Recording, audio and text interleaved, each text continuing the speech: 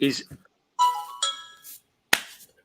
Hello, everybody. It's been a long time since I've gone live.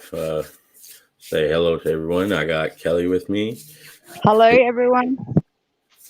Jamie, Denny, Hey guys. and Dr. Cookin. hello? Hey everyone. Kelly, you want to take it away?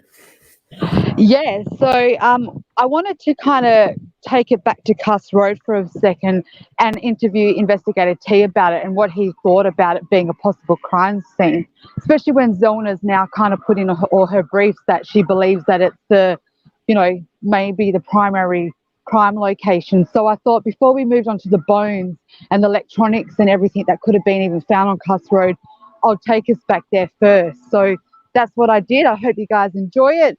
And yeah, take it away, Millbilly. All right. Well, if you guys are familiar with all the other Kuss Road videos I've had, the most damning thing is the audio. There's no reports. There's just 2 paragraphs in the Manitowoc Summer Report and maybe 3 pages, 4 paragraphs in Queso, and they completely tried to make it seem like absolutely nothing happened there. Wisconsin State Patrol is not called to the scene till after 3 p.m. So all the photos we have for the 7th are after the crime scene's already been tampered with, contaminated, restaged. All the other photos we have are from the 8th, which start early in the morning and go to about 9 a.m. Now, the way they treated that area is strange for one. And after listening to all the audio I have, they keep referring to Kuss Road as the other crime scene.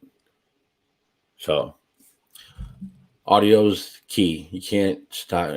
What people say, you can't. They said it. It's there. It's done. And like Colborn saying, Teresa Hallbach west of Avery's, he was on a cell phone, I'm assuming, because he's walking past whoever had a hot mic, and that's why we have it.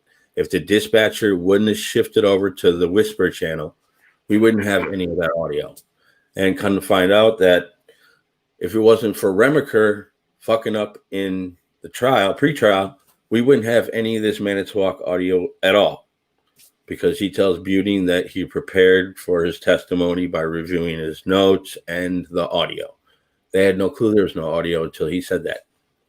But without further ado, I'm going to switch over to the interview with Kelly and Investigator T.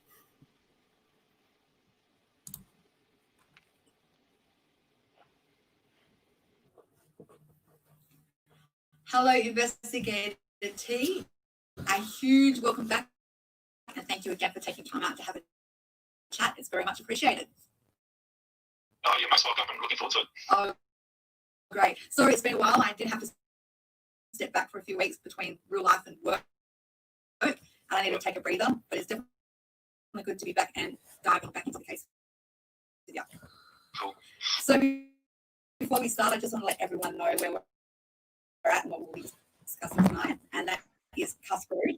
The reason why I wanted to go there before we hit on the bones and the rest of the evidence used in trial to prosecute Stephen Avery is because I wanted to stop for a minute and twist things up and kind of work from the inside out and use, your expertise in it as well. Instead of discussing the evidence found first, I thought it would be good to introduce Kuss Road and their significance, if there is any, and then, go forward with the rest of the evidence, just so it might help with the jigsaw puzzle coming together a lot easier for you later as well. With Kathleen right now in her own narrative in the brief she submitted to the Court of Appeals, she's building her primary crime location around Kuss Road. So I just want to ask you a few questions from a law enforcement point of view if you too find Kuss Road could be a possible crime scene. Yeah. So I have sent you everything we have found in relation to Kuss Road, which wasn't truly much on the documentation side of things, but I definitely wanted to provide you with all those pictures of the location that they had taped off and had it looking more authentic than Stephen Avery's. There seemed to be a lot more physical activity going on at Kuss than we did see at Stevens. So if you're ready, we'll get started on question 1. Yeah, far away. Okay, so question 1. Have you ever been involved in a missing person case where dogs are used to track or locate a specific person or item, but then denied to do a job that it's sent to? For example, basing it on this case, a dog has sent it to a location. Once there, they've almost been stood down and they can't go any further. Not for a missing person per se. Most of my experience that I've had with police dogs has been either general purpose dogs, like German Shepherds, or drug dogs, Labradors, and that sort of thing.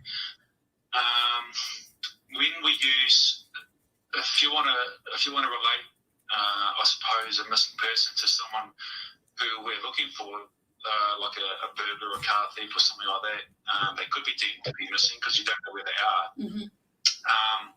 We use them to track their path or to give us like a place or a location to search. So once they've tracked to a certain place or they're given an indication on where the dog thinks this person may be, we hold the dogs there. Because if they go and they can contaminate the scene, depending on the type of person that we're following, sometimes we just let the dogs in because it's necessary to get them out of the bush or whatever. But generally, we'll hold them at a door. If they've run into a house, we'll hold them at a door and then searchers can go in. I imagine in this case, though, once the tracker dogs tracked to the scene where Teresa was alleged to, there was an alleged scene in Kuss Road, they would have stopped the dog at the cordon point and not let the dog go any further because, by the sounds of it, that scene had already been established, so there wouldn't have been any need to use the dog to confirm that that's where they should be looking. So I would have been surprised if they let the dog in. Yeah, for mine, there's no real need to. Well, I think you said the scene had already been established before the dog had tracked there, so there's no point letting the dog in to muddle things up and possibly contaminate the scene when it's already been established. Yeah. It's just been used to confirm that the track that Teresa or something that smelled like Teresa had followed to get to that point. Once it got to the point where the scene had already been established and there was a cordon there, they would have stopped the dog at the cordon and not let the dog go any further. It just would have been confirmatory more than used to track or search or locate her remains. Well, that's awesome to hear because I've always assumed that there was a bit of a sinister motive of not letting the dogs go further into the crime scene or the alleged crime scene. So to hear that, the fact that they could have stopped them for, not trying to contaminate any more of the scene or they've already established it makes kind of sense. So that's really useful. Thanks for that. Yeah. Question 2. Have you ever heard of an ambulance being used for any reason in a homicide or missing persons case, having one on standby at a location? Not for a homicide. The fact that they had an ambulance standing by might have suggested that they thought they could find Teresa alive, but as most of all the viewers would know, ambulances are only used to transport people who are still alive. They don't. As soon as they found Teresa or remains of what they thought was Teresa, the ambulance should have actually been stood down because it could be needed elsewhere, for other emergencies for people that needed an ambulance.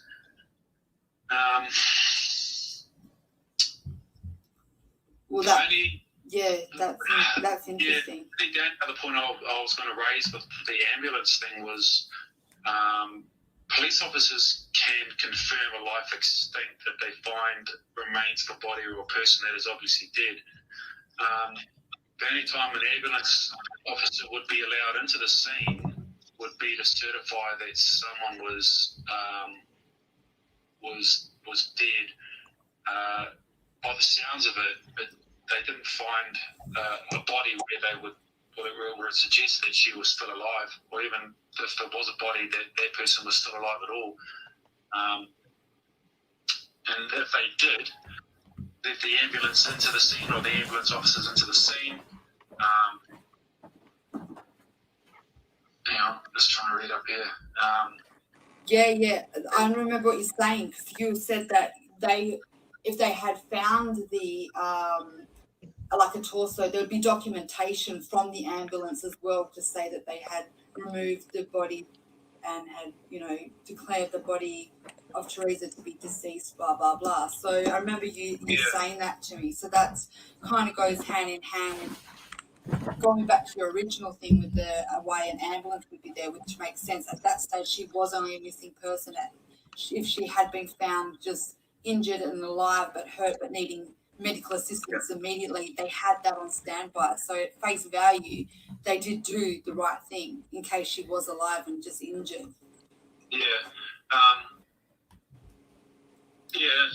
From what you told me, there was no suggestion that there was a body there that was alive at all. So I don't know why.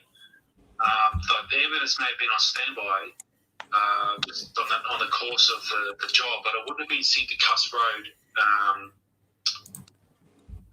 for the sole purpose of being assigned to that job.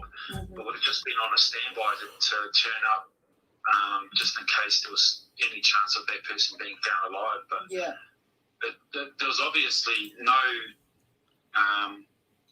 there's no body to even suggest that the person was still alive. So I don't know why the ambulance was kept on station. It seems odd. It is odd. It's very odd. And with the logs we've found, Millbilly has been going through, there seems to be a few little interesting coming and going and disappearing acts. And there was another thing you mentioned as well.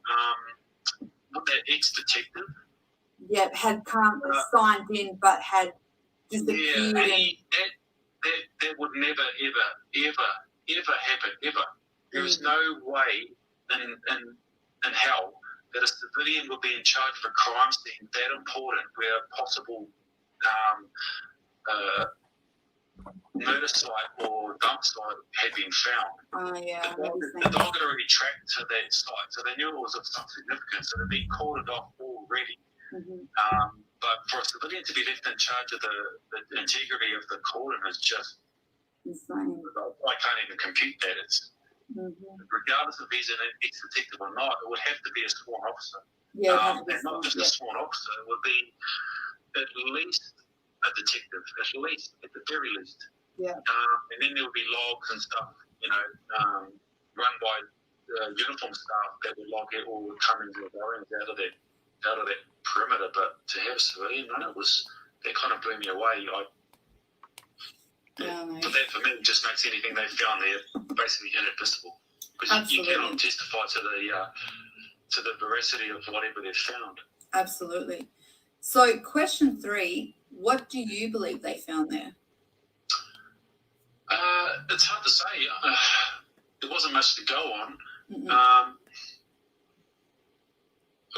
don't know. I had no idea. I couldn't comment on that, except it could be anything. It could be the dump site. Her body could have been left there. A decomposing body leaves sign for a long time, especially scent. It could have been clothing. It could have been blood. She could have been killed there and moved. But it's hard to say without. That's a very hard question. I ask it because I just want to cover all my bases, but I agree. It's open interpretation for what was found at Kuss Road, because there was no documentation. They took all their resources down there and only to turn and go, there's nothing to see here.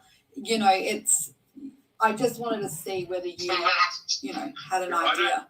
I don't think that's quite correct, because Luke tracked to that site. There was obviously something there that they were interested in, but for them to say that there was nothing there when the dog tracked there, I find it very hard to believe. That doesn't add up either. Yeah, absolutely. So question 4, after everything you had seen and looked at regarding Kuss Road, explain to the viewers what did you observe about it being a possible crime scene? I'll read from my notes here. As a possible crime scene, I found it utterly mind-blowing the way that it was run. Civilians should not be in charge of the integrity of the perimeter.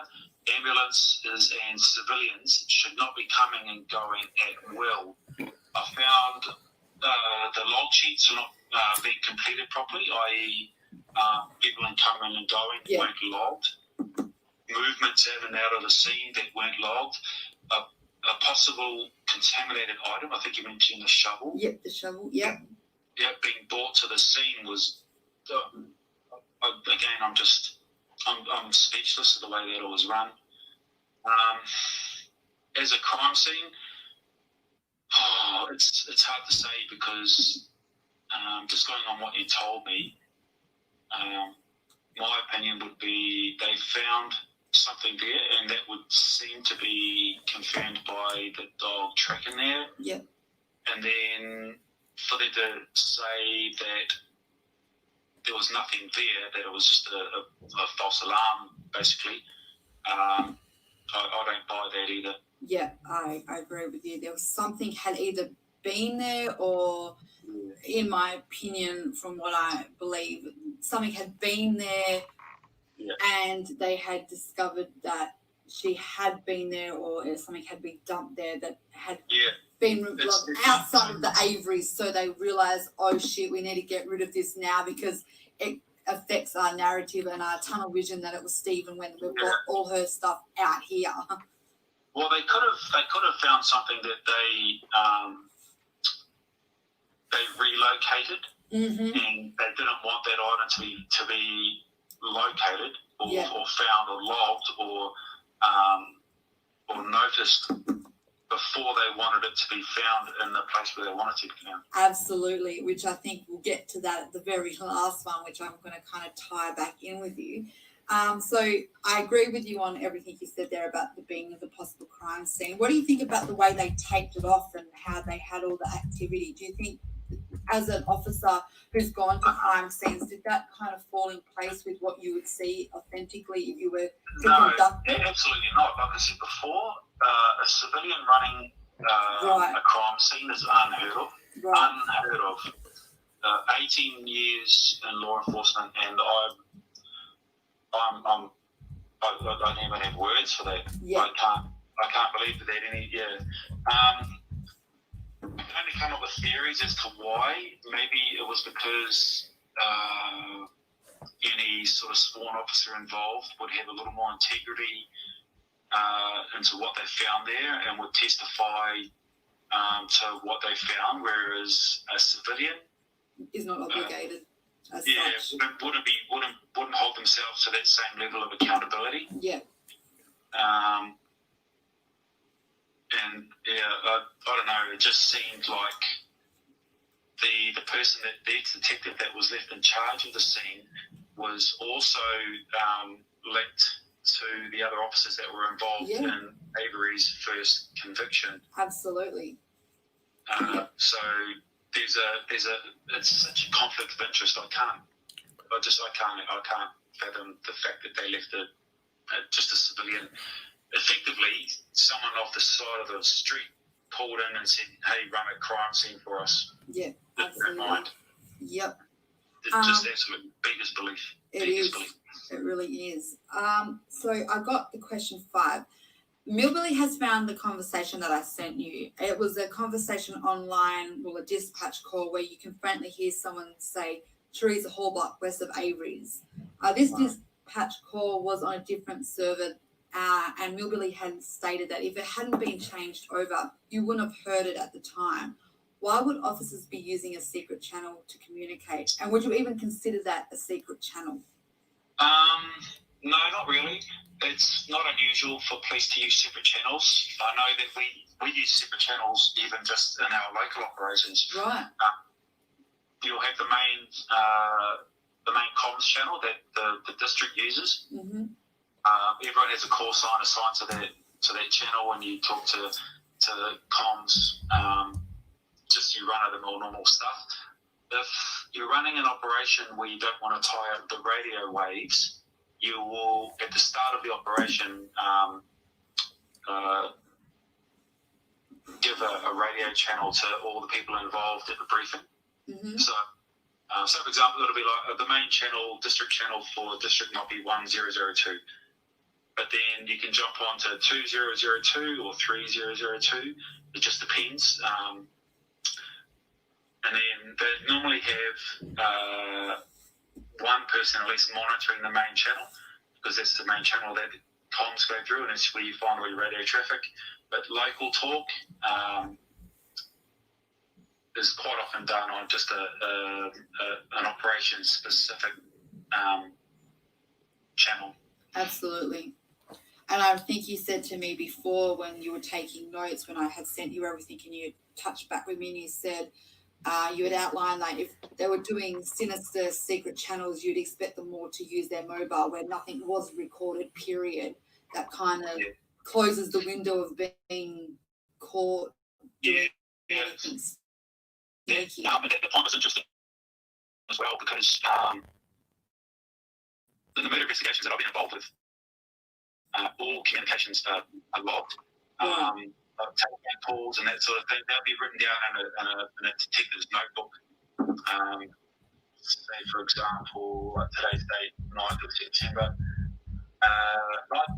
9th September, phone call at 8:20 to Kelly, stating blah, blah, blah, blah. It won't be in much detail, but the log of the call will be there and they have to be disclosed to the defence. Right. So if they're making phone calls amongst themselves, it doesn't have to hold up to utter scrutiny, but it has to be logged in some way, even if it's just a phone call to party A. Right. It doesn't even say what it's about, just say phone call to party A. Or phone call to forensics, advise them of this, or phone call to main station asking for meals to be delivered or something like that. It would be logged somewhere in your notebook. Yeah. And that should be disclosed to the defence. But as far as I'm aware, there were no notes. No, they kept everything pretty much not documented for reasons, I think, for just like you said before when we went back all the way to the Andy Colburn and how he didn't have much documentation when he was in on everything and he'd always write just a paragraph and you were like, why is this guy in everything and he's limited to like a paragraph? That's just unbelievable in all of his reports throughout this whole case. He doesn't seem to be the only officer or sheriff or detective that are limiting what they're saying. And I think that's going back to the whole try not to commit to anything on paper, because once you commit, you have to follow it through. And I think that's where they kind of stick with like not committing to anything that they find, discover. They're not locked into anything. Yeah, you can't tie yourself into a narrative if you write stuff down. Absolutely. I mean, if you don't write stuff down, you can't tie yourself into a narrative. So when you get put on the stand, you can leave yourself some flexibility about how you answer the questions. Absolutely, yeah. And not having notes is the other thing that I found surprising, just on the note side, was a murder investigation or like even a missing persons investigation where like it was clear at the stage where it was getting to a week old where they found the vehicle and all that sort of thing, there would be operations orders signifying like radio channels and duties and call signs assigned to door knocks and that sort of thing. It just looked like it was quite like it was just thrown together. There was no structure. They get loud.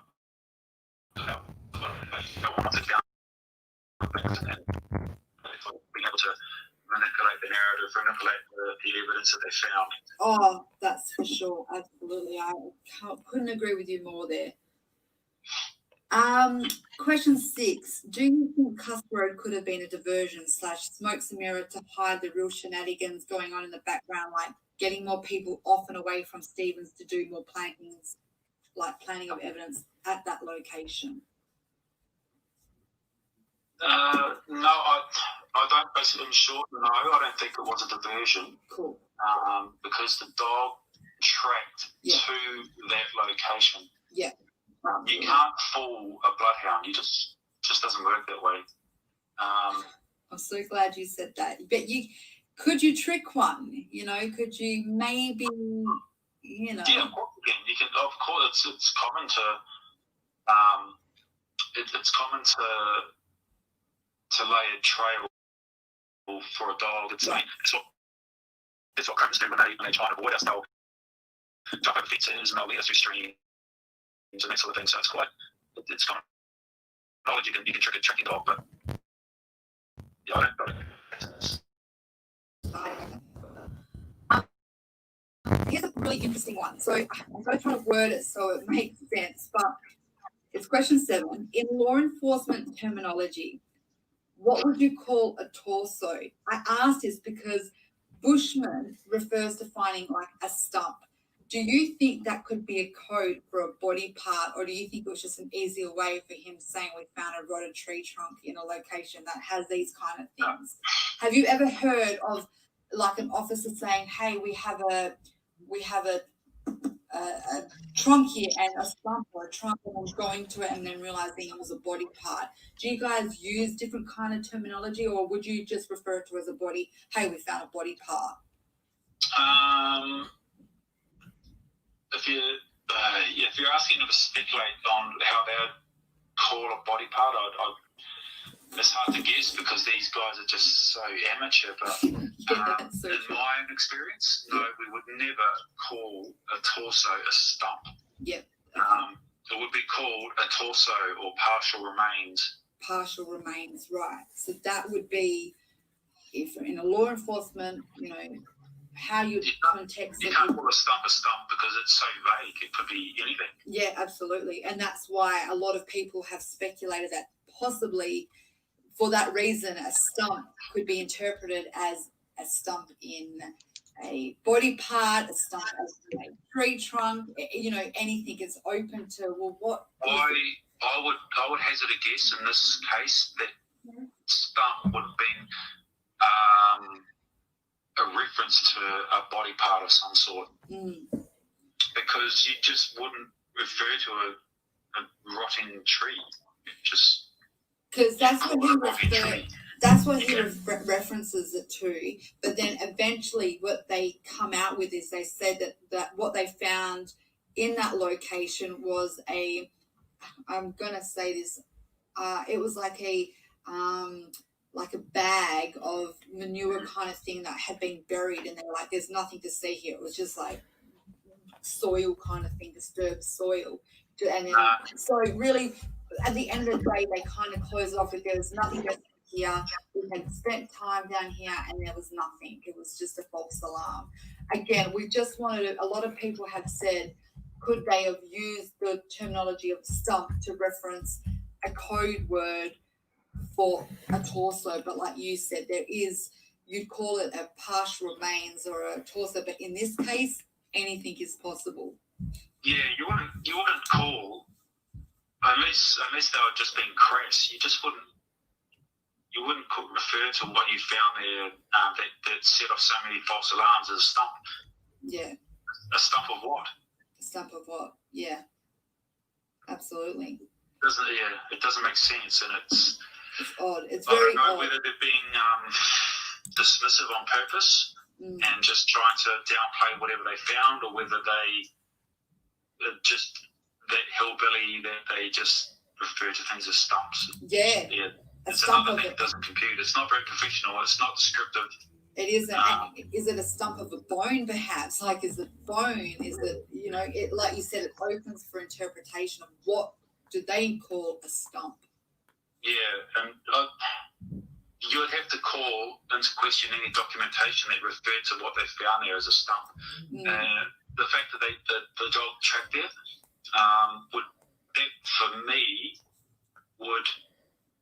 they may have done it as a diversion. I don't know, but if it was genuine and the dog tracked there, then whatever they found in there would have been documented, and they wouldn't have just referred to whatever they found as a stump and then closed it off.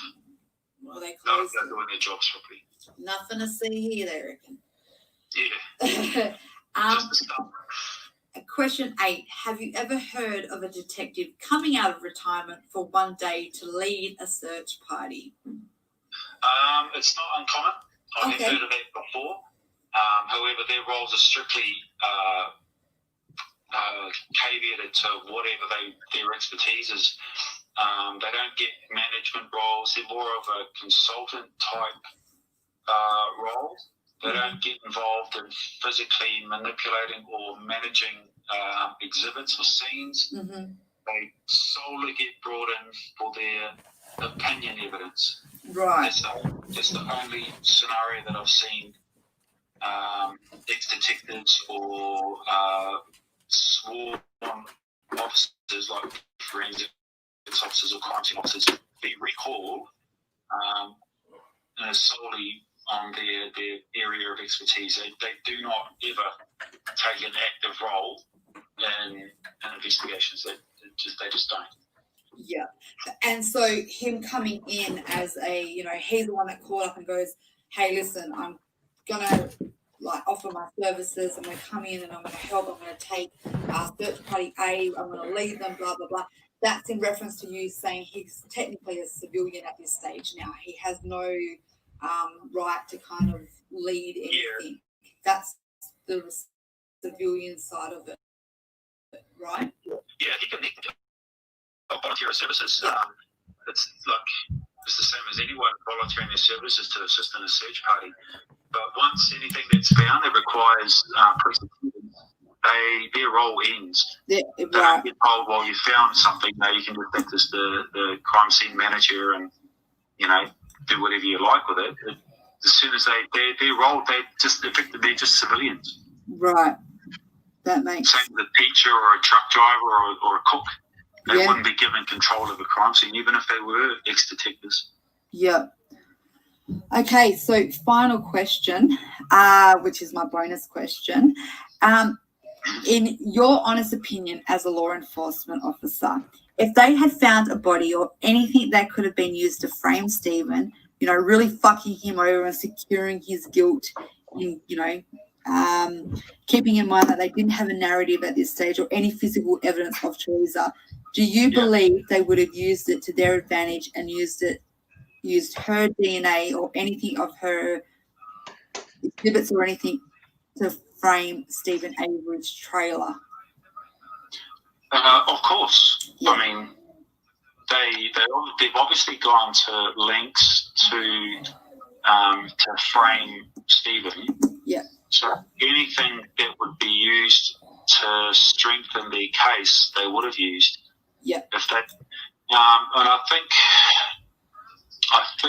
I have a hunch that's what's happened in this case with the bones. Yes, which I'm so glad you brought up, because when we end this tonight, when we come back, we'll hit the bones. The bones in itself is such a complex part of the forensic evidence that was used against Stephen. So, yeah, I agree. That's really good that you brought up the bones in referencing that.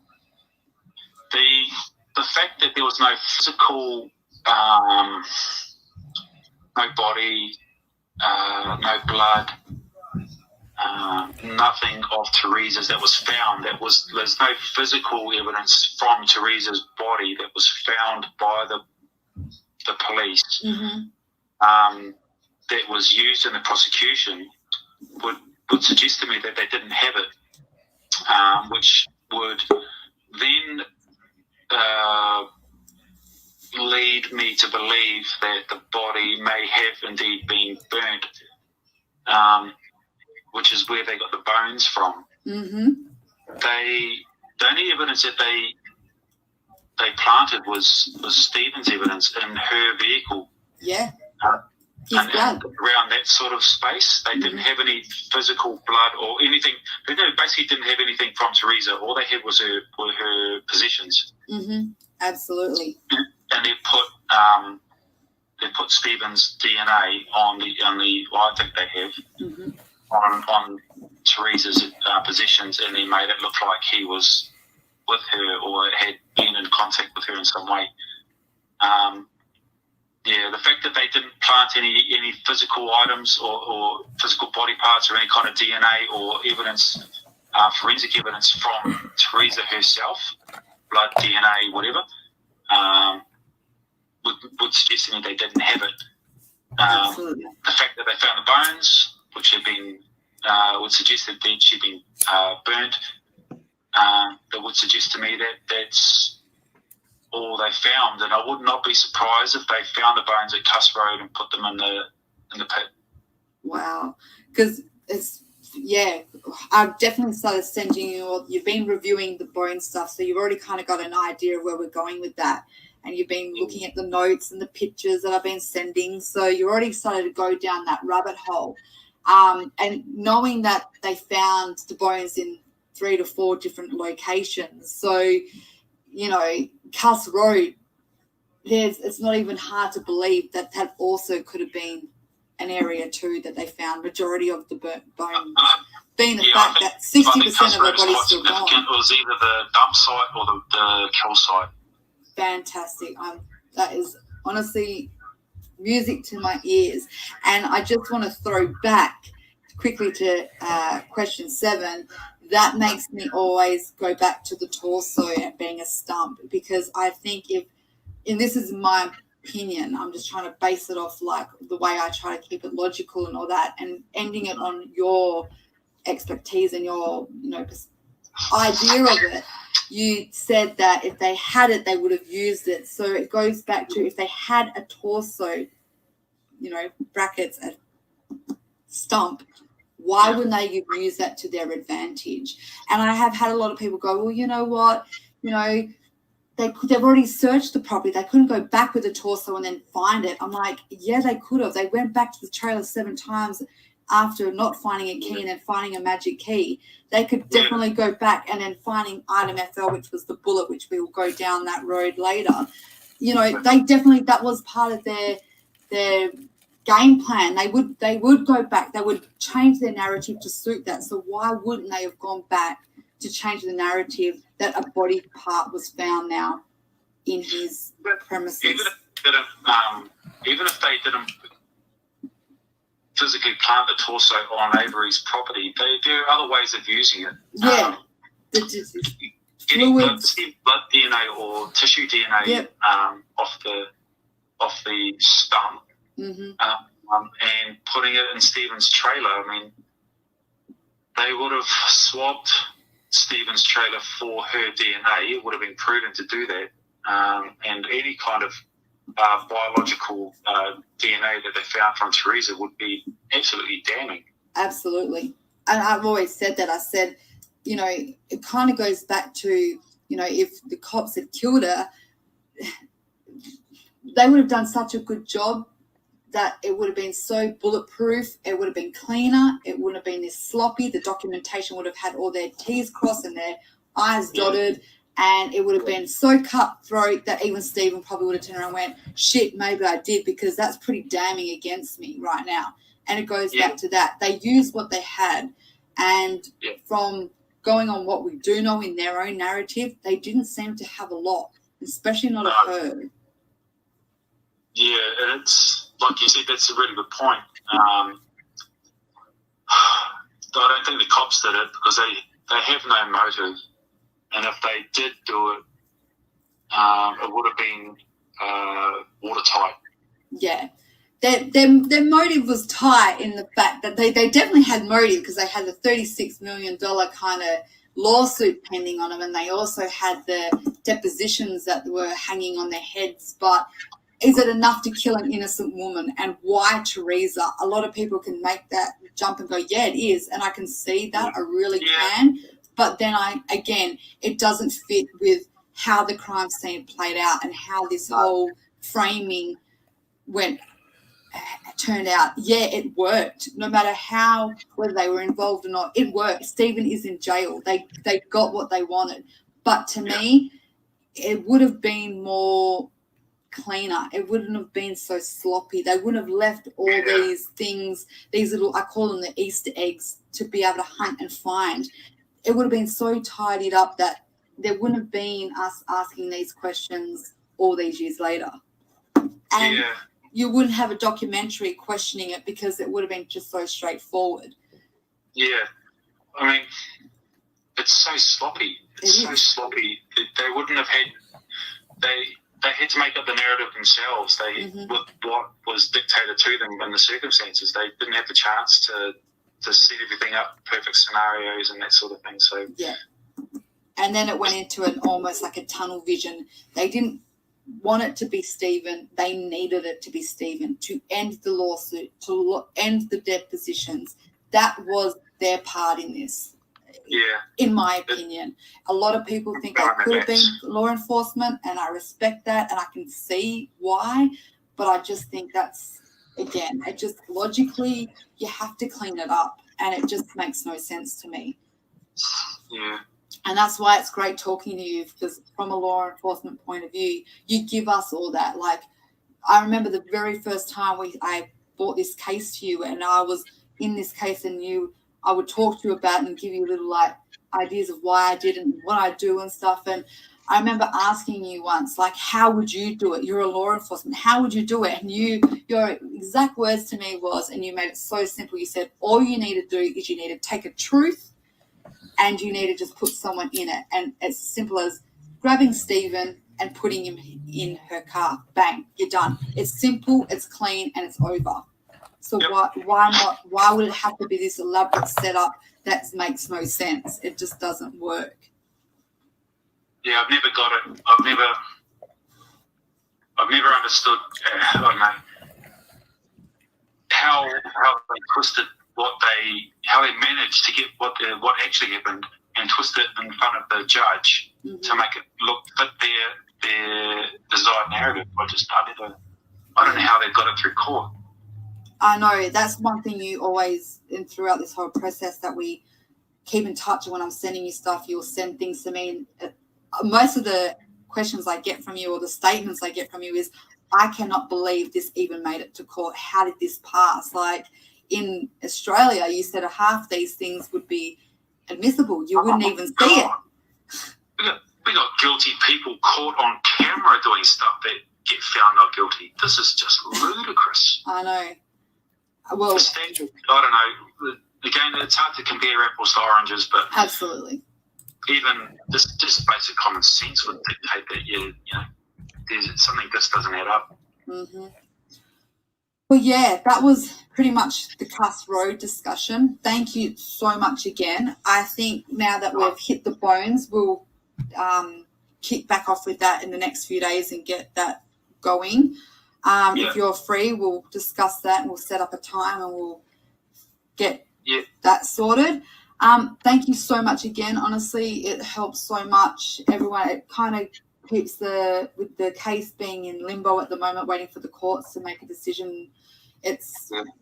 Keeps everything alive. It gets people talking again. That's what we want with this case, is just everyone to keep talking, which there's a lot of supporters out there that are so dedicated that it's alive, that keeps the case alive. It's great. So thank you again. It's been great. You're welcome, Kelly. You're always welcome. Thank you. Okay.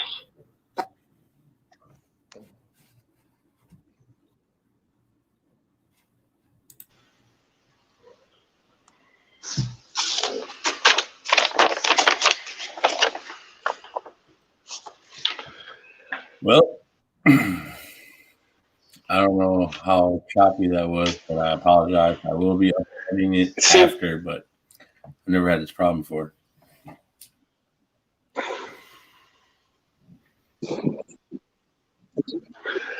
Well, it seems like no matter how much you peel back the onion, all you're left with is more onion, right? I think that was a good one. I mean, when the things that are happening are baffling to a law enforcement officer with his experience as to why they're doing that, as to the way they're running things, as to the why they're leaving a civilian in charge of things, why are they letting civilians on the crime scene?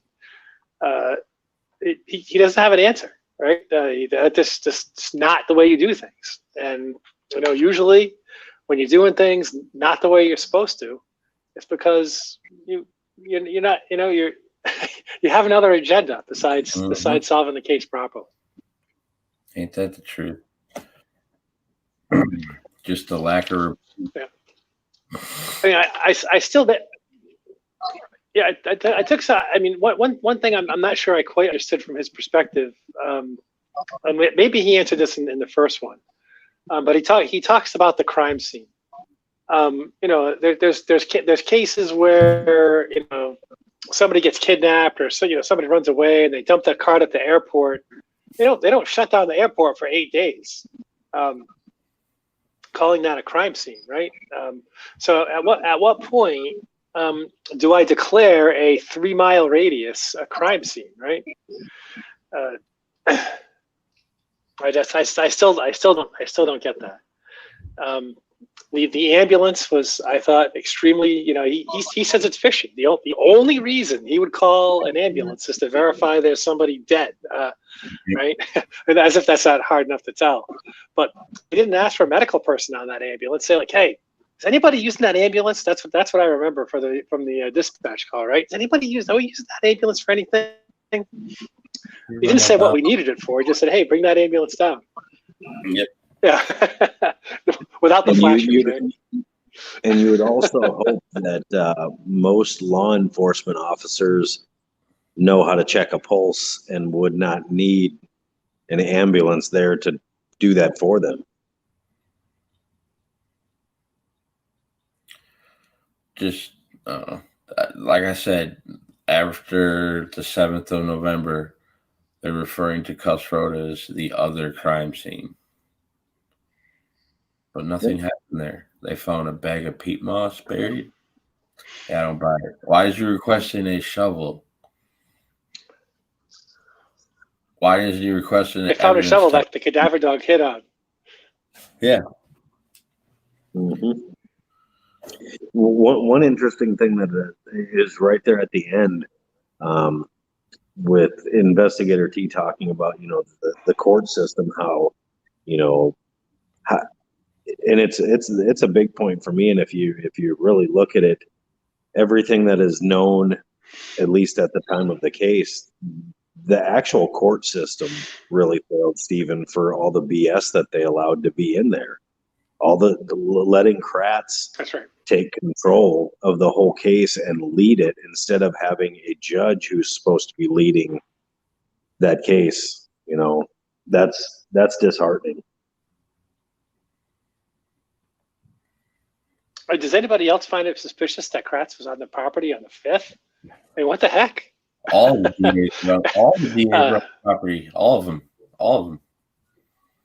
Both Manitowoc District Attorneys and Calumet's. Do you think they had to be there? It's shocking. You think they all needed to be there to see what was found so they can make up their own story, so that they could manufacture it and at least be able to kind of place themselves or have some kind of visual idea of what they were going to say? Why hours after the car is found is the Assistant Attorney General calling Mark Rohr, wanting to get his personal phone number because he needs to talk to him as soon as possible? That's a good question. Yeah. There's nothing but good questions and there's no answers at all. I got a lot of questions. Except and that's something Investigator T brought up was in there was the fact of if you were trying to hide stuff or not have it broadcast over a radio channel that you knew was being recorded, you're going to call on your personal cell phone. And you hear them all the time. Give me a 21. Give me a 21. Give me a 21. All the time. Call me on my cell phone. Even on the night of the 3rd, you hear Dietering over the transmissions request. Ask Colborn if he has a cell phone and says, okay, can you give me a 21? It seems like Colborn and Rebecker were keeping Dietering busy while Link and Jacobs were doing something they shouldn't have been doing. Dr. Silkman, what did you take from it? It'd be interesting to hear your perspective.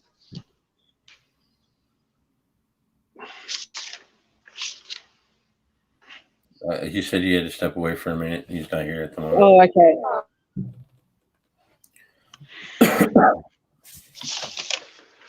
Well, So the Kelly, more- I'm trying to remember back to the last interview.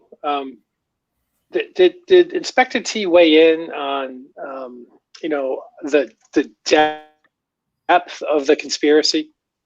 In his opinion, does he think that it was sort of everybody knew about it, or is it possible that just a few people, in his mind, No, a few people could have pulled this off?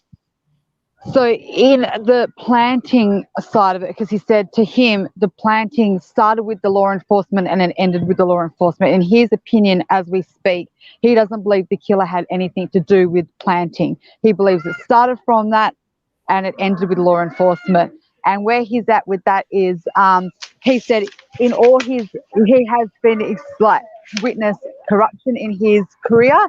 And he said it's in that magic number of 3. He said usually there's no more than 3 people are in on it. Any more than that, you are risking hugely.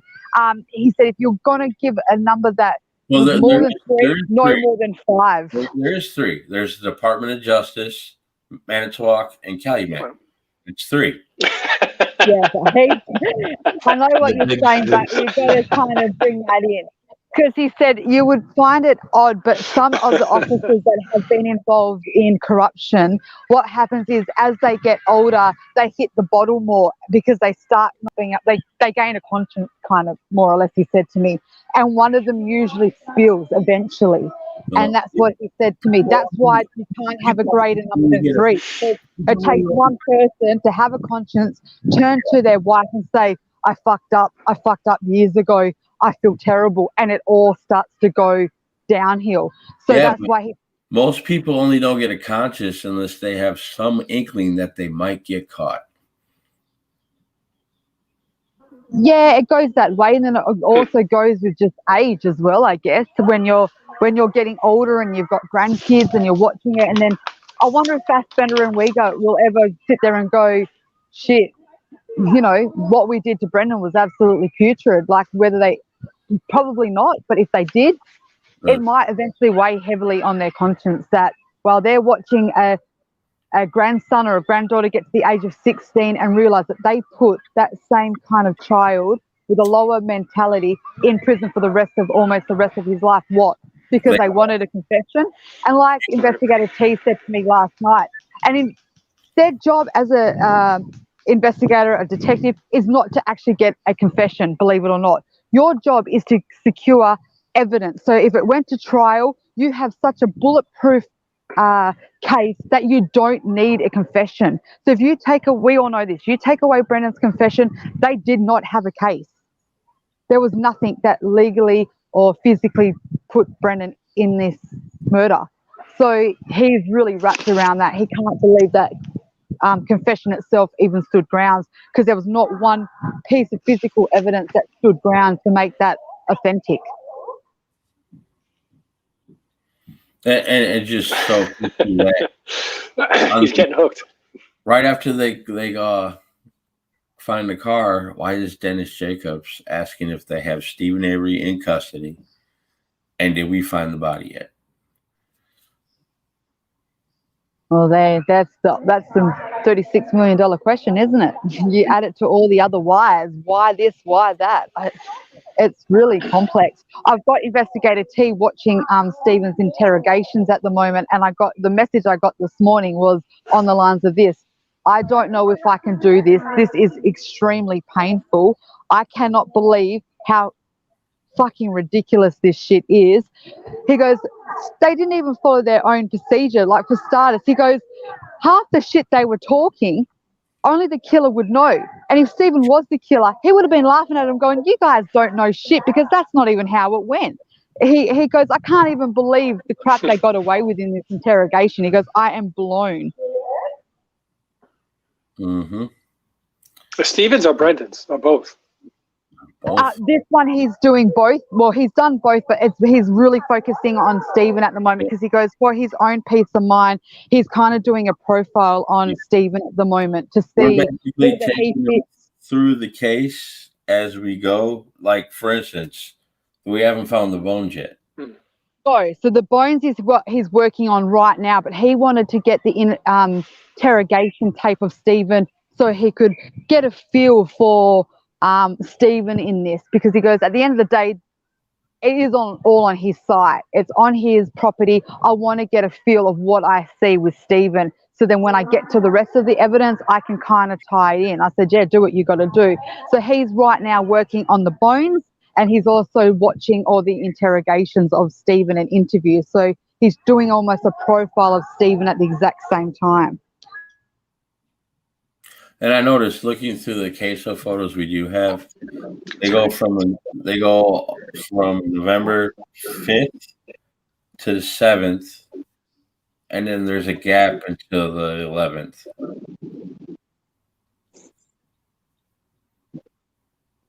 And then we hear it saying, make sure you snatch those negatives. The pictures were taken at all? Because they don't have no, they took pictures. They just haven't released them yet. Just like H1, H2, the burial site photos. Yeah. Right.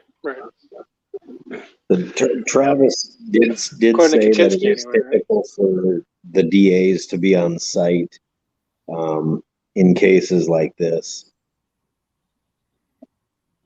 With the high profile? Yeah. Just to get an idea of the scene. But now Kratz was at Kuss. Was he also at Stevens? Yeah. He's all over the place, all of them. Anytime something significant happened, you see them signing in at the command post. Rohr, Griesbach, and Kratz, and all the Department of Justice all the time. Just like on the night of the 9th, where you hear them saying, "Oh, we're gonna have to expand the crime scene by 2 miles. We're gonna need about 50 more plus people here tomorrow." You look at the sign-in out sheets for the 10th, and what do we have? Over 50 plus Wisconsin State Patrol officers signing in to do exterior searches nowhere near the Average property. Man, that would have been a good time to run some drugs through town, having that many officers off the road. Yep. Yep. I have interestingly given Investigator T another Denny suspect, and when I mentioned this person the other day and gave him a bit of a backstory of what we've found out, he has now put this individual at the top of his list. And he said to me, "Why did you not tell me this?" And I said, "Oh, because we kind of moved away from the Denny's." And he said, "Oh my God, I got goosebumps." And I was like, "Really?" And he's like, "Yeah, tell me more." So, it just goes to show that this case is never ending. No matter what area you go through, you always find something new. You want to give us a hint as to which one it was? I can think of 2. Well, take a guess.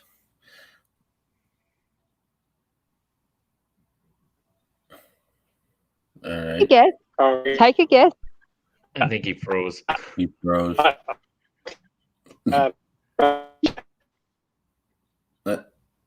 Is the German? Nope. Not the German. I'm still wrong on both of those? I only heard one. We only heard one. The German and Hook. Oh, Bradley Check. Yeah, Ding, ding, ding, ding, ding. that would be it. That would be the one. That was the first one. Yeah, he's Hey guys, can you hear me? Yep. Yeah. It's Hello. Yeah. Yes. Yep, that'll be the one, Big Jeff. Yep. So He's what got to did be you on the think radar about screen. Another person who was completely ignored. Dr. Silkman. Yeah, can you hear me okay? Yes, you're loud and clear. Oh, awesome. Can I just take it back a couple of notches? Now, in your experience, right, if you come up to a scene and you see crime scene tape, why would the police put crime scene tape around somewhere? What's their reasoning? Because it's a crime scene. to Because it's a avoid crime someone scene. going in that area Now, if you to look at avoid Kuss contamination. yeah. Maybe yeah. to put. What the point I'm trying to make? Yeah, the point I'm trying to make is this, right? There's a huge amount of crime scene tape around Kuss Road, right? Near the deer camp, everywhere. Now, would you put up all that crime scene tape if you only found the tree stump and peat moss? No. No, most people wouldn't do that, would they? They'll come in, spend a couple of minutes and say, look, boys, there's just some dirt here. There's a bit of a tree stump or whatever. There's nothing to see here. The mere factor that they put a lot of crime scene tape over a large area meant that something of significance was found. Does everyone agree? 100%. Yep. Absolutely. Yep. Right. I So think they also you could have been now- protecting a stockpile of donuts. Yeah, that's true. That's true. Although they did have a hot dog truck, right? But the point is this, right? If they were trying to hide something, they did a really bad job. Everyone agree? Because we're all talking about it now, and it's so obvious. And through all the excellent work done by Millbilly, listening to the calls, that there's something nefarious going on. I don't think you can deny that now, No, not at all.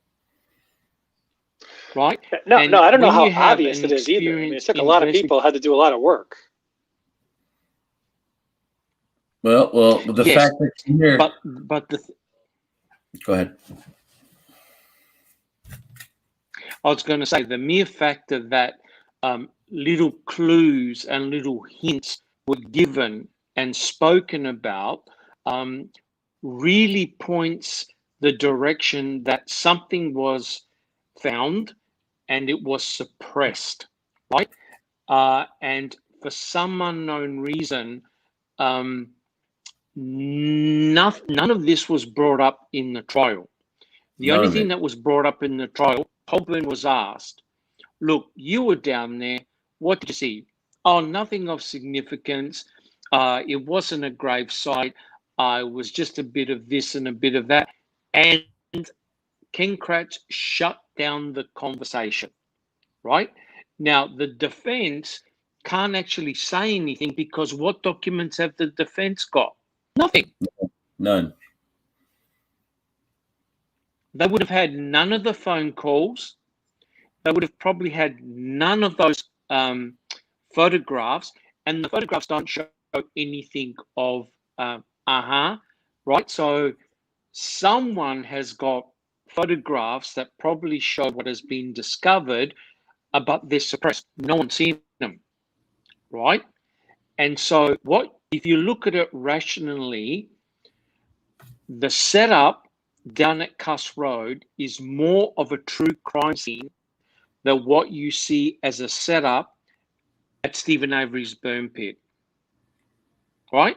If you were to show both pictures and you ask a stranger, which one looks like a crime scene to you?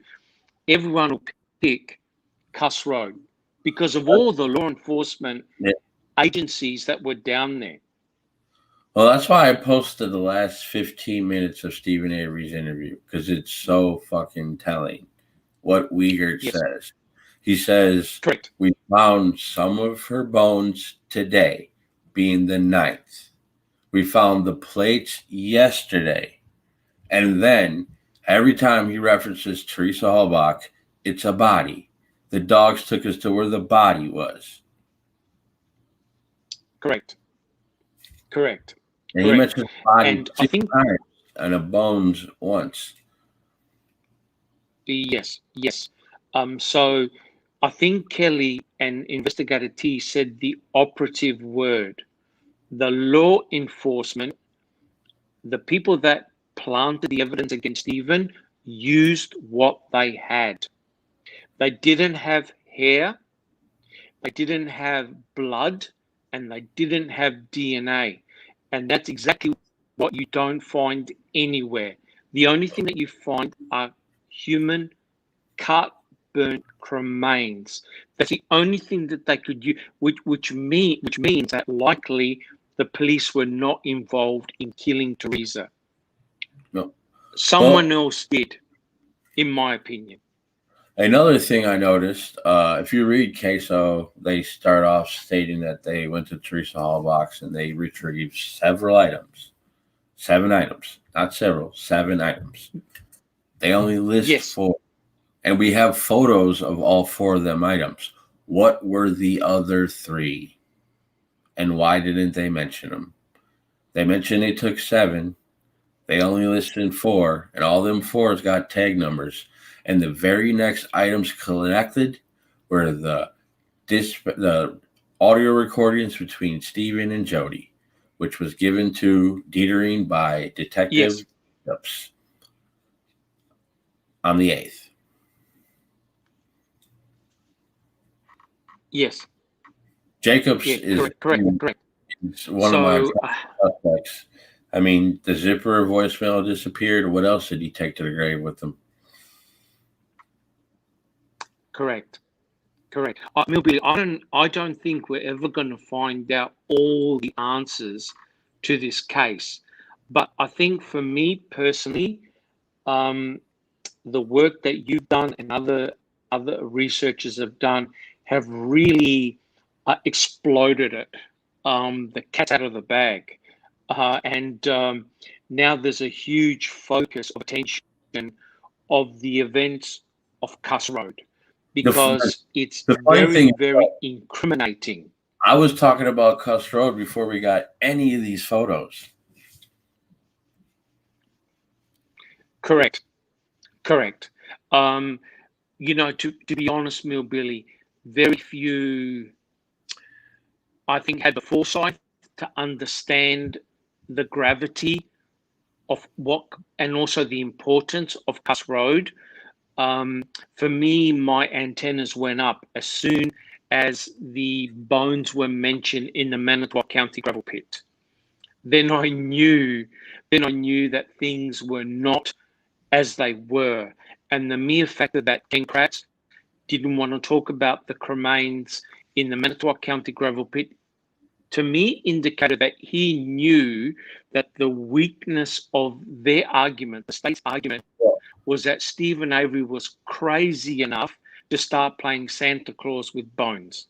Well, you were unfortunate enough to read his book. And what does he state in the 2 chapters? Yes. That he added to his book, he adds a portion about Kuss Road. And he tries to say that this is the only part of that book I've read, is that paragraph. He tries to say that where the bones were placed in the quarry were right behind Stephen's house. Correct. What you'll find is that Ken Kratz flip-flops. If any, in fact, he says in his book, he says that if indeed those human cremains were of Teresa Hallbach, Stephen Avery and Brendan Dassey put them there, right? Because now he's like a cornered rat. The evidence doesn't look good for him and the state. So his only alternative is to blame Stephen for everything, right? So now it's becoming really ridiculous, because right, that the burnt human cremains were found in burn barrel number 2, right? So how does Ken Kratz explain that? He says, now believe it or not, in his book, oh well, Stephen picked out the largest bones that he couldn't crush, and he brought them to his sister's burn barrel and dumped them in there, right? That's the logic of the man. Now, what does that tell you? It tells you that he's got no idea what he's talking about, and he's cornered. He's trapped. Mm-hmm. Well, I don't know if you've heard the last couple of videos I posted with certain calls about them losing keys, misplacing evidence, taking evidence home. Yes. It's retarded. Yes. Going to the station with evidence but not checking in. And it's Correct. all the same people. The whole Yeah, yes, it is. The whole investigation is a schmozzle. Well, It's unprofessional, and it's yeah. Sorry, Mobile. Officer Chris Wendorf, he for some reason quit the department and took a job in a lower police department. He was a canine handler when he was working for Calumet County Dispatch. He was a dispatcher too. He's talking to officer, I think it's Brett Bowe, and he's complaining that he wish he would have been able to spend more time out there because he only got to spend 4 hours out there, and this is on the 11th. The officer even says to him, like, "You're more than qualified. Who the hell did you piss off?" Uyghur is restructuring everybody's schedule so he keeps this. Brett Bowe was on the property for 36 hours straight. He didn't leave. He kept the same people there, just like you look at the photos in Queso. The same people that found the evidence is the same people going through it. Yes. And I agree with what the investigator said. It's only a small group of people in the know. And what you said, Millbill, is correct. Every report that mentions the finding of remains always has a reference to the Avery salvage yard. Well, when you look at these photos, remains were found. All the photos, yes. All the photos taken from Wisconsin State Patrol. They're on Kuss Road, but it's labeled Avery's. But when they go to the deer camp, Correct. it's labeled deer camp. Correct. There's always a reference back to the Avery salvage yard, which is rather remarkable because I think, Millbilly, I reckon that the investigators who found the cremain, I'm pretty convinced they found a torso or cremains at Kuss Road. I think they were tossing up the idea of, well, do we blame it on Stephen? Can we actually tie him to this, or will it actually exculpate him? In other words, the killing area was too far away from his home. Half a mile. It's a half mile from trailer to Kuss Road, burial site. Yes. But you do a 2.5 mile range of Avery's property, and they could have been anywhere. Just like we got the 30 pages from the dog reports. And Manitowoc is the one that we're telling the people where to go look off of the Avery property. Why don't we have any of those reports? They just went to Twin Ridge Road. That was it. There's so many other sightings, both turnarounds, right directly north of Stephen Avery's trailer on 147. There's a car spotted there. Directly across the street, just up the driveway, there was evidence collected there. Yes. I mean, you're taking notes of stuff that they didn't collect and writing GPS locations, but the stuff they did collect, they didn't write a GPS location on it. They just write Avery's property. So it could be anywhere. Correct. So here's my question, right, to the panel. Do you think the reason why they set him up, as in they brought all the evidence back to the Avery salvage yard, was because it would have been more damning and convincing to a jury and a judge that, hey, look, we found Teresa's key, we found the license plate, we found the RAV, we found the cremains, rather than to say, oh, we found all these elements off the Avery salvage yard, but we still believe Stephen did it. The morning of the 7th, they're saying they're probably going to be wrapping up at the end of the day. Well, Kuss Road happens, and they reapply for a 5 more days search warrant. Yes. And then they start finding everything. And everything they find is not documented. They don't document the plates discovery because the firefighter touched it. They don't document the burn pit discovery because, we don't take photos of tampered crime scenes. Correct. But obviously they did take photos at Kuss Road, and they won't release them. Just like all the audio interviews we No, FOIA. no, they won't. None of them.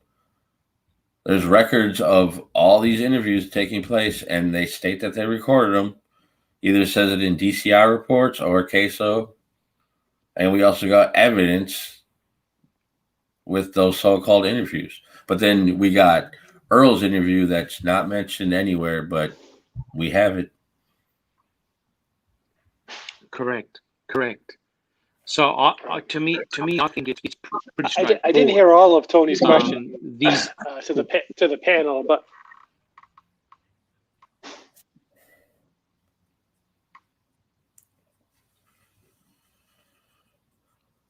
what my question was?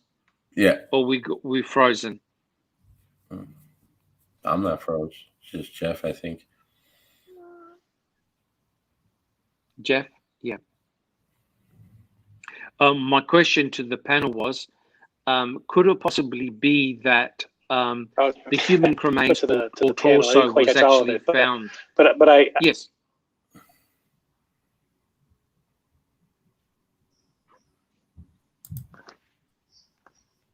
Go ahead. I think that Jeff you're is correct. frozen. And believe that if they had more, they would have. Okay.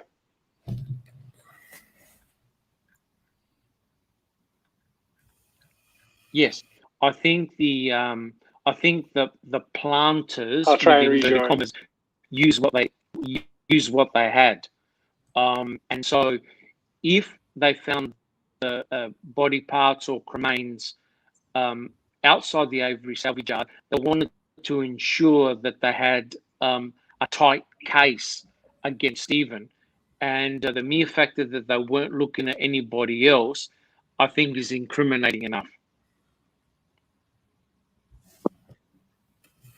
To me, one of the things that I always look back to is the key and the pictures of the shelf, where we've all seen the pictures, and I can't remember who it was. It was either Andy Newton, one of those guys.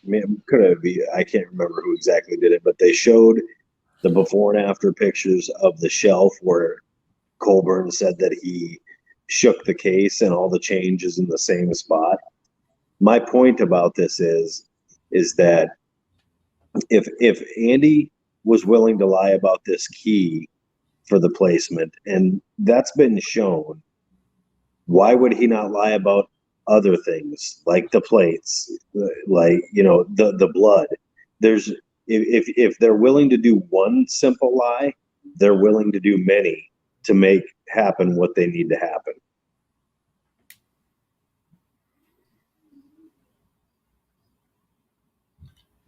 You're muted, Jeff. Yes, I agree with that.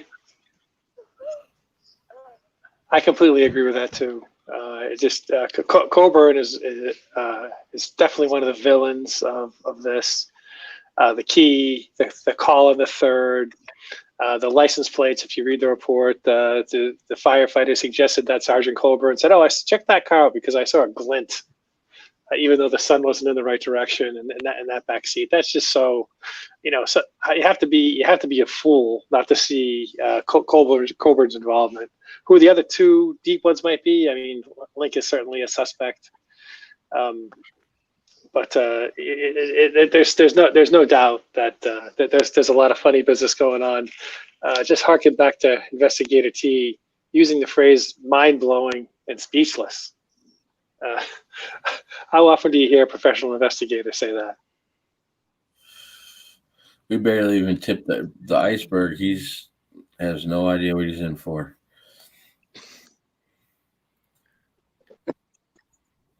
He soon will. Oh yeah, and he hasn't watched the documentary, so Oh, he hasn't? no. So I'm sure he's probably going to eventually. And when he does, he's going to have so much insight behind the documentary. I've only seen it one time each, so. He was going to watch the documentary because he kind of wants to finish this off with a big shebang. And he said, why don't I do what I do best? And I said, what's that? And he's like, I'll give you a proper victimology from an investigator of Teresa Hallbuck. So that's how he will What a end it. joke. He will end it as a victimology of Teresa Hallbuck and break you down who would become the prime suspect if they had done their investigation right the first time. Then he said, while he's doing that, he will watch the documentary. He just wanted to keep unbiased and just see it for the evidence that we can provide him, rather than be watching in a documentary and get caught up in other things. So that's why we thought it was the best way to do it for him for now. But he did say, I'll watch the documentary when I finish off in an overall victimology of Teresa Hallbuck, and I'll give you an even nicer catch. I will also do a criminology on Stephen Avery, whether he really could have even committed this crime. The nicest catch of all, if you would come on with us live. I know. I tried to get him on last night but funnily enough, he's a little bit shy. So he's like, oh, and I'm like, okay, no pressure, but seriously, like, let's do it next week. And he's just like, give me a break. So I am working on it. I've been working on it for a while. He's getting more and more confident. He's getting more and more comfortable with the case. And yeah, I think it's only a matter of time before we'll get him on.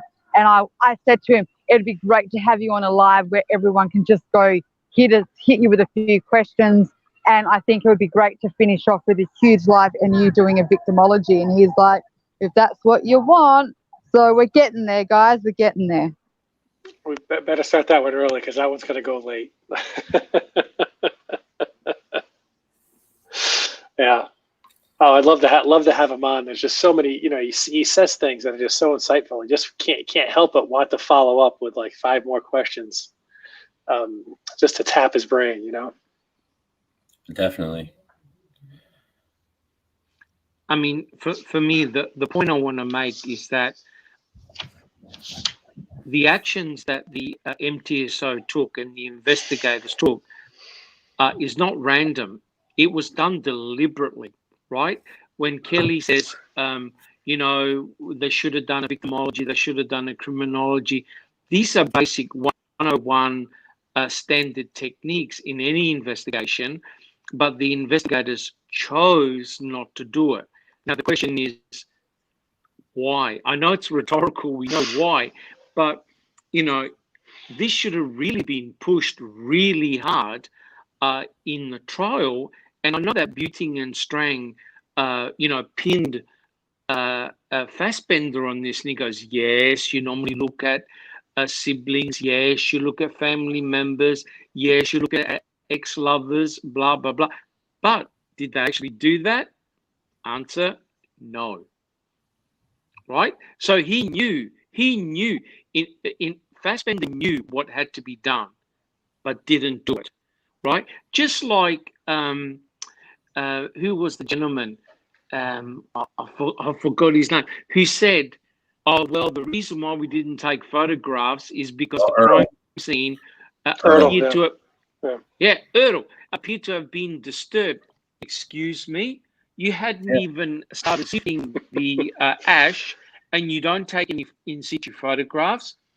To me, it indicates that various members were prepared to get the kick in the bum, right? And the criticism. Because I think was it Sturdivant that even said, yeah, blame me. Blame me for no coroner, no forensic anthropologist, no in situ photographs. Yeah, blame me. Big deal. Well, what are they going to do to him? Shetter paid the coroner on the night of the 8th or 9th at like 8:30. He didn't page the Manitowoc coroner. The Manitowoc sheriff's officer paged the Calumet County coroner. Yes. I mean, there are. We know that in the cases, there are so many conflicts of interest. They would have been terrified of Deborah, right? The coroner. They would have been terrified because she would have come in and cleared everyone out and brought in her own forensic experts. And the answers that she would have come up with were not what the investigators wanted to hear.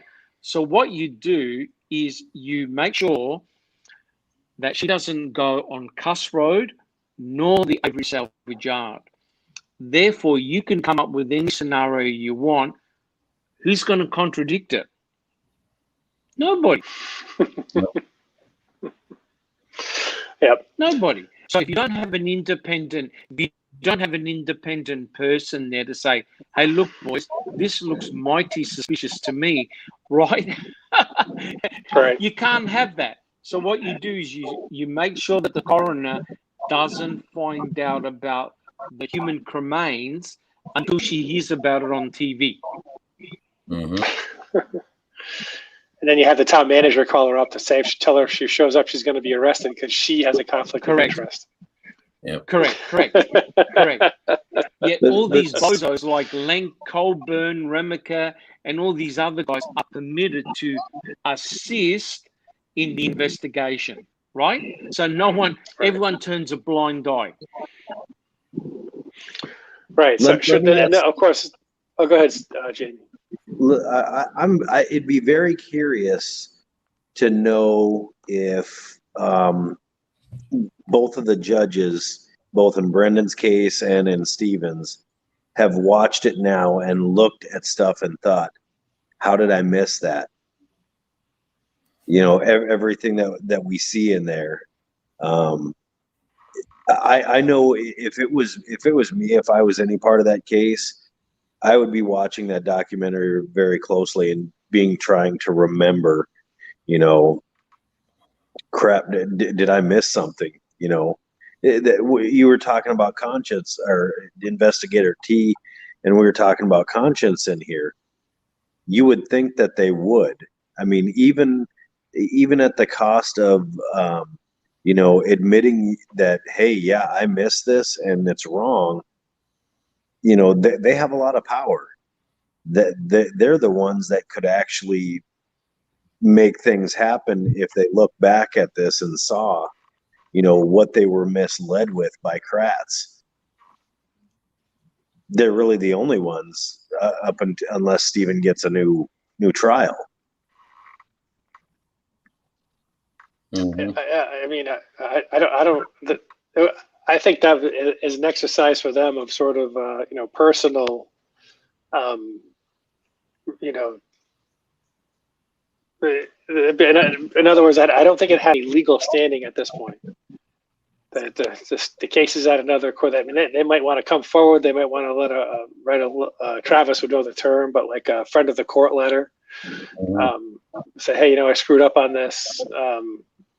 Or maybe they'll write a letter that said, I definitely didn't screw up. That's Judge Angie's letter. But yeah, I mean, I would hope that they would do some self-reflection, especially Judge Willis, on you know, him not being able to find any relevance to the you know, to the deletion of voicemails. Oh, that's not relevant at all. I mean, yeah, my jaw was on the ground when they were talking about that, and I agree. Kratz pulled off a lot of bullshit. Bad. Yeah, well, Kratz. He just That let was him happen. very bad. If we had any inkling that Teresa Hallbach is still alive, yeah, they should have said something so we could investigate this. Like, come on now. So yeah, I agree. They ought to do some introspection and look back at, you know, what they did, and then they ought to listen to the pre-trial as well, because there were a lot of you know, there's a lot of nonsense, just as much nonsense in the pre-trial as there was in the regular trial with regard to the objections of the defense and the objections of the prosecution. I don't think that Kratz had a single objection overruled in the pre-trial that I heard, and any of the readings from foul play, Dr. Saltzman. I don't recall any. Yes. Well, how about the fact that their testimony And you know, changes? Everybody's testimony changes from when they said in pretrial to trial. Even Stephen's first hearing, November 5th or December 5th. What they say then and what they say later, completely different. I mean, Pam said she found a two-door. correct. Yep. Yes. Yeah, so it's interesting that I think the more information that comes out, I'm still trying to work my way. I'm on the almost the very last of the pretrial and the voir dire. I'm looking forward to listening to the trial itself. Although those are some pretty long uploads. That's a pretty big commitment. Now that I'm working from home, I don't have quite the commute I had, so it's taking me a little bit longer than it might have otherwise. Yep. Yeah. On Foul Yeah, Play, we're just- doing the trial reading day by day. Well, I plan on taking It's my. shocking when you hear it. I plan on going to the local news stations here and see if I can look at their news archives. Yeah. More information that's out, when you shine the light, the more that the cockroaches and the rats are going to have to scurry. That's my opinion. There's been some gems in the pre-trial. I'm sure there's going to be some gems in the trial too. And it takes a trained eye or ear. Or ear. And again, a little bit of afterthought, and this is what I kind of mean about the reflection and the conscience. Look at what Kratz said. Maybe about a year ago, or it was even in his book where he thought that Brennan should be out. That he was basically collateral damage. Is basically the way they looked at this. Yes, I agree. Yeah, if Brendan had confessed, he would have been out by now, or had collaborated with the prosecution. Yeah, but Yes. but I He don't. felt bad about that. Yeah, if he would have done what they wanted, he'd be out, and he kind of feels guilty about that in some way, somehow. That was I think I read into that a little bit more, just about him Kratz knowing way more about how none of this was true. It was a big show. It was a made up story. He knows that. He can try and hide behind Twitter to say that he did what was right, but I think he knows deep down that this whole thing was a sham. Oh yeah, I think so. He sent an email, as I recall, to the lawyer for the state who argued in Brendan's trial at the federal level, right? And said, well, I should be, if you guys want me in there to help, do the practice runs for those arguments, I'm the one to be there because I know where the holes are in the state's case, right? I know where the holes are. So he's admitting that there's holes in that email. Not telling anybody else where he thinks those holes are. Probably where they planted evidence. But he's saying, oh yeah, Yes, there's some problems with it. Well, it's a huge problem because Stephen's lawyers had all this audio. They didn't do shit with it. They trusted the prosecution to be honest. Yeah, well, that's the Veely CD as well. And remember, they talk about everything they're going to do before they step foot in trial for each day. That's why Beauty and the Strain did catch Kratz off guard a few times. Like the voicemails being deleted. He tiptoed around that. Yep. And how are you going to stay in front of everybody? So what if the key was planted? He put it in their heads. If you make Stephen Avery not guilty, this whole community is going to be looking at you. Yeah. I think another thing that he tried to pull off and probably successfully pulled off to the jury that even Investigator T dispelled tonight was that if you think that the key is planted, you have to believe that the cops killed Teresa Hallback. You don't have to believe them. Those two things are not necessarily the same thing. Like I said, they might have, but it's not a necessity to believe that to be true 100%. There's a lot of theories that don't necessarily have both of those things true. Yeah, but that's, Yeah, but that's the, I noticed something when I went and listened to all the audio again. I took my vacation. I spent my whole vacation just listening to audio from the 3rd to the 12th. Okay. But officer radios in, says, I'm leaving Avery's salvage yard en route to the crime lab. He then radios in and says when he gets there. So I'm going to go through, find those calls, and then see how much time took for them to get there. And they're driving during the day. It's a business day, so it should take them longer to get there if they were, because when they took the RAV on Saturday night, there's not going to be that much traffic as there would be if it was during the day, a business day. Because Tyson calls and he wants to get blood evidence to the crime lab as soon as possible. He calls at like 2:30, and the dispatcher at the crime lab says, well, you won't make it here in time. You'll get here, but there won't be nobody here to receive it because we got construction going on. So that may be why the crime lab took so long to get to there. But like I said, I'm looking into it. There's so much info in these audio calls. Yeah, very interesting. You just got to know what you're listening for.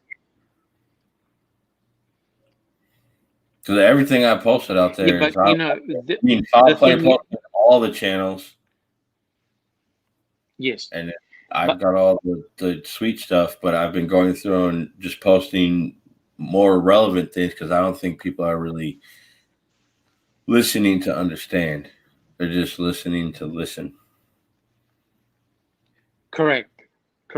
But, you know, at the end of the day, can it be that the investigators and the MTSO are going to turn this all around if they're actually found out and say, well, yeah, okay, we did find the remains of the Avery salvage yard, but we sort of like made sure that Stephen Avery got pinned for it. In other words, they actually believed that he had committed the murder. And so, in effect, they tried to point the evidence towards Stephen, because what concerns me, right? This is Penny Bernstein version 2, right? How Peg L wrote a big report saying, hey, come on, guys, nothing to see here. The MTSO did nothing wrong. Well, actually, they did everything wrong. And they blamed the victim, right, for picking out Stephen Avery, right? So I have an awful feeling that the state's going to go into damage control. We're going to get found out because I think the phone calls are indicative that the crime, something was found at Kuss Road and something was brought back to the Avery salvage yard, right? Now, the reason why I say that is because all of Zellner's experts, they say that there's no way you can burn a human body in that burn area. It's very small. It didn't have enough fuel. It didn't have enough time. And there's no evidence of consumption of a lot of fuel. And I'll be back in a sec, guys. It would take over 16 hours to do what they say did happen to her body. And that's no way happening to Stephen's burn pit. He was burning, 4 tires, some brush, the cabinet, some wood. And the fire was going for maybe 3 hours. I mean, you hear that December 26th call, and Stephen's talking to Scott. And when he dropped Barb back off, he said the fire was pretty much done. Stephen's in the house referencing, Barb's mad because he had to do the dishes because I took Brendan by me. Now, when she makes that statement that she called Brendan to get a coat, that was a different time. It happens all the time in this case. Cops take people's statements and then make them happen on a different day. Look at the bus driver. There was no way she could have seen what she said she saw on the 31st because it wasn't the 31st. It was the time before.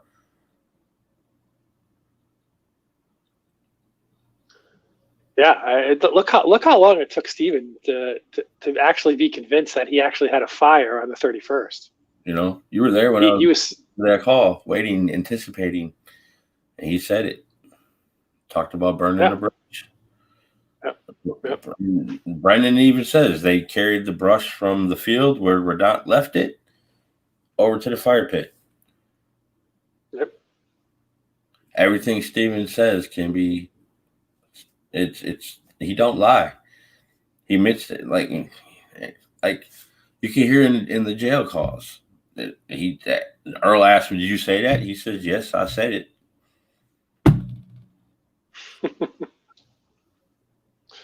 Yeah, he's very truthful. He owns up to Jody right away when he's talking to her about the you know who. The little Debbie. What's that? The little Debbie.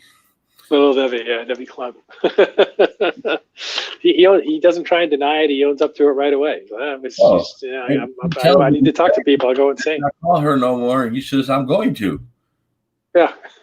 I got nobody else to talk to. I don't blame him. He's sitting in jail. Who's he talking to all the time? His mom. Yep. 90% of them phone calls are to his mother. Yep. And most of the ones to Earl were not very pleasant. Nope, not at all. But when they did fight, they still managed to, except for, well, it depends on what you're listening to, which call. But them calls are very insightful. The audio that they won't release is what we need. They won't release Jody calls, interviews. Sealed. And if it's sealed, that means Zellner don't have it either. Really?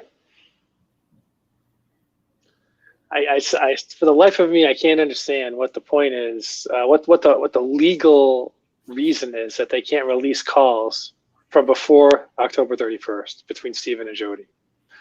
I think I know why. I think we know why, right? Because they talk about moving the bed. Yep. But why in the world? My problem is with the law is actually set up against the people, because the only reason that you would seal something, in my opinion, is if you're hiding something. His lawyer should have absolutely everything that she needs. Doesn't matter if it's sealed or not. That info should be there so you can get a fair trial. It's set up so that you can't get a fair trial. Sealed evidence until there is a new trial. Yeah, but even still, it shouldn't be. If she gets an evidentiary hearing. Yeah, then she gets access to everything. The state was anticipating that to be happening, and then Judge Suckowitz fucking denied her fucking motion prematurely. Nothing should ever be sealed until. Well, it shouldn't be.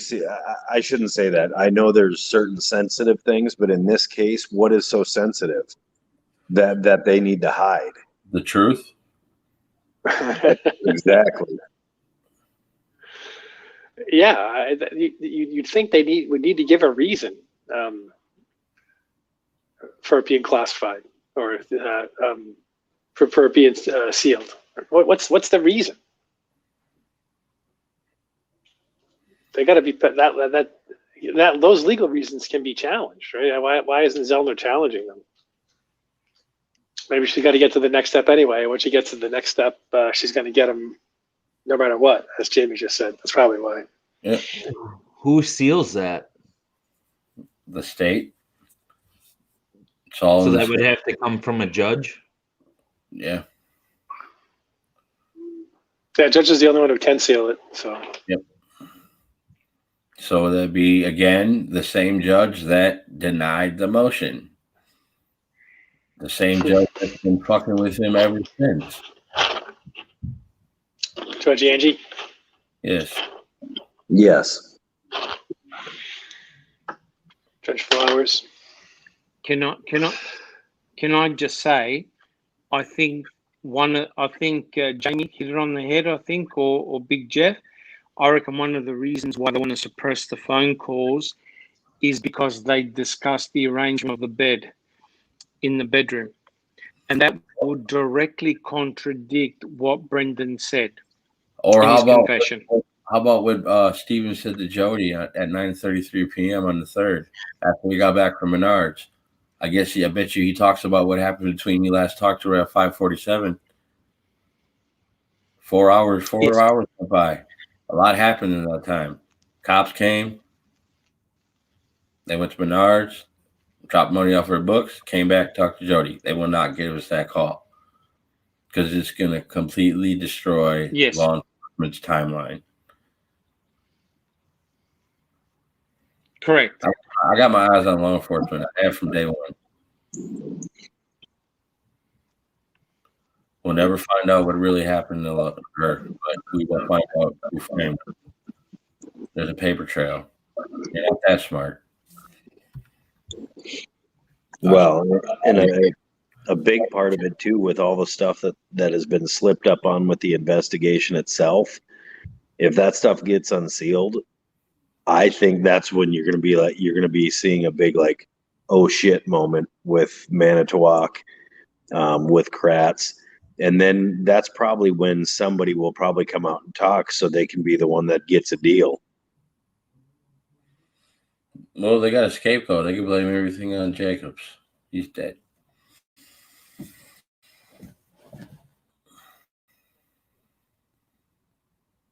Or just blame it all on Kratz. He's already ruined his whole career. Very well. But they got immunity. But we'll never see. There's going to be another investigation put out for sure.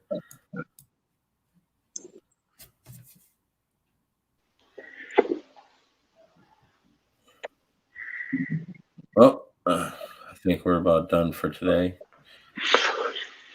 We could go on and on. That's an awesome discussion. Yeah, it's good chatting with Awesome y'all. discussion. I was trying to keep up with the chat, but it kept buffering for me, so I wasn't able to. Yeah, I've got problems too. Well, I will be uploading just an interview sometime near future, and we'll go live soon. Pick a topic. We'll talk about whatever you guys want to talk about. Message me. Leave it in the comments. Have a good night. Sounds like fun. Good night.